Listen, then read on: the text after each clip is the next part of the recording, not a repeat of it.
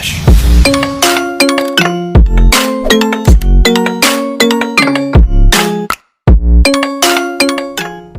Exercise 6.1 का पहला question है कि कोष्टक में दिया गया है और सही उस कोष्टक में दिए गए शब्दों को सही शब्द जो है इसमें रिक्त स्थानों में भरने हैं। ठीक है, तो पहला है, पहले का पहला, सभी वृत्त।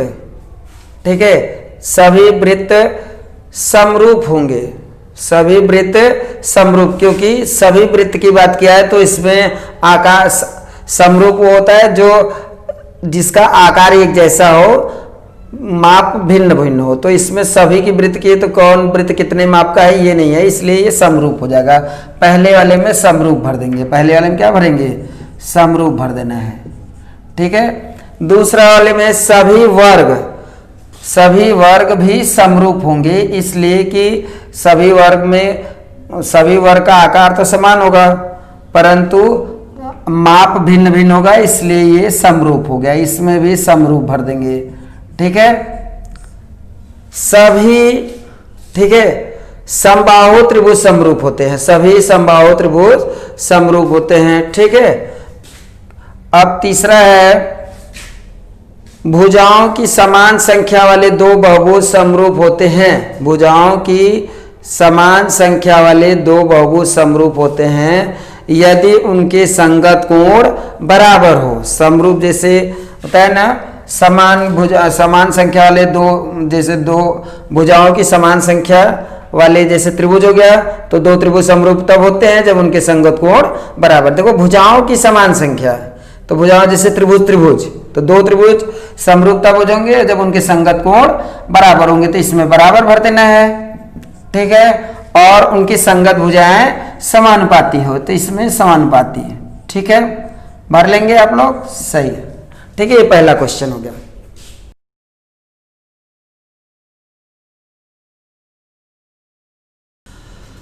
क्वेश्चन नंबर 2 है, दो भिन्न भिन्न उदाहरण देना है। पहला समरूप आकृति का दो भिन्न उदाहरण देना है, तो समरूप आकृति का भिन्न उदाहरण है, जैसे पहले का उदाहरण है, पहले का कि दो वृत्त एक दूसरे के समरूप होते हैं, एक दूसरे के समरूप होते हैं। ठीक है, दो वृत्त एक दूसरे के समरूप होते हैं, जैसे देख लेना, ये उदाहरण में देखो, ये हो गया और ये वृत्त समरूप है, मतलब आकृति में समान है, माप भले भिन्न हो। दूसरा उदाहरण है दो वर्ग, दूसरा उदाहरण है, पहला उदाहरण, पहला का उदाहरण है, उदाहरण नंबर एक है, दो वृत्त एक दूसरे के समरूप होते हैं। उदाहरण नंबर 2 है दो वर्ग एक दूसरे के क्या होते हैं, समरूप होते हैं, दूसरे के समरूप होते हैं। ठीक है, जैसे ये वर्ग है, आकार थोड़ा सा बदल जाना चाहिए ना, आकार में समान है परंतु जो है माप भिन्न है, इसलिए ये दो वर्ग एक दूसरे के, दो उदाहरण हो गया समरूप आकृतियां का। ऐसी आकृतियां जो समरूप नहीं है, इसके लिए उदाहरण हो गया दूसरे का उदाहरण। दूसरे का उदाहरण है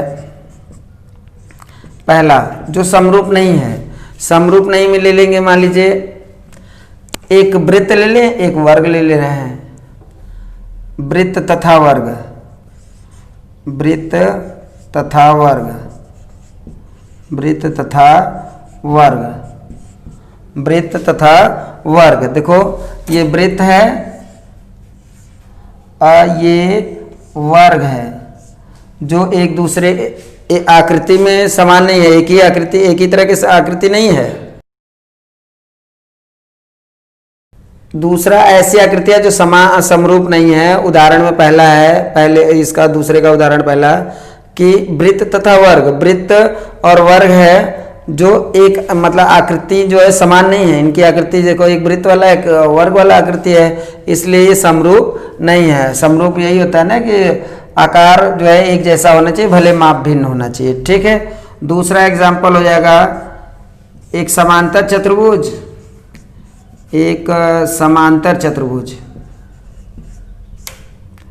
चतुर्भुज तथा एक वर्ग, एक समांतर चतुर्भुज तथा एक सम चतुर्भुज ले रहे हैं, सम चतुर्भुज। ठीक है, एक समांतर चतुर्भुज तथा एक सम चतुर्भुज। समांतर चतुर्भुज जो जानते हैं कैसा होता है, समांतर चतुर्भुज में एक मतलब आमने सामने की भुजा, आमने सामने की भुजा बराबर होती है, और सम चतुर्भुज के जो है चारों भुजाएं बराबर होती हैं।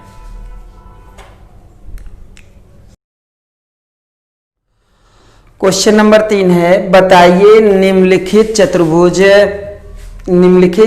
समरूप है कि नहीं। आकृति जो दिया है इसमें बताना है कि आकृति में बताना है कि कौन सा समरूप चतुर्भुज है कि नहीं। ठीक है, तो समरूप तभी होगा जब संगत भुजाएं समानुपाती, संगत कोण बराबर हो। तो इसमें संगत भुजाएं समानुपाती है। समानुपाती का मतलब जैसे संगत भुजा ले रहे हैं, ये संगत भुजाएं मान लीजिए, संगत भुजाएं, संगत भुजा हो गया 1.5/3, इसके लिए ये संगत भुजा है।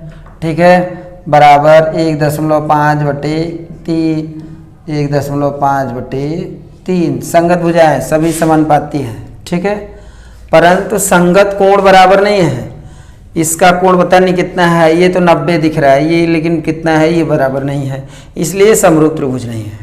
संगत भुजाएं समानुपाती, देखिए समान अनुपात में सब है, परंतु संगत कोण बराबर नहीं है। जिससे ये कितने अंश का है पता नहीं है, लेकिन ये 90 अंश का है। ठीक है, तो ये 90 अंश से कम है। ठीक, इसलिए संगत कोण भी बराबर होने चाहिए।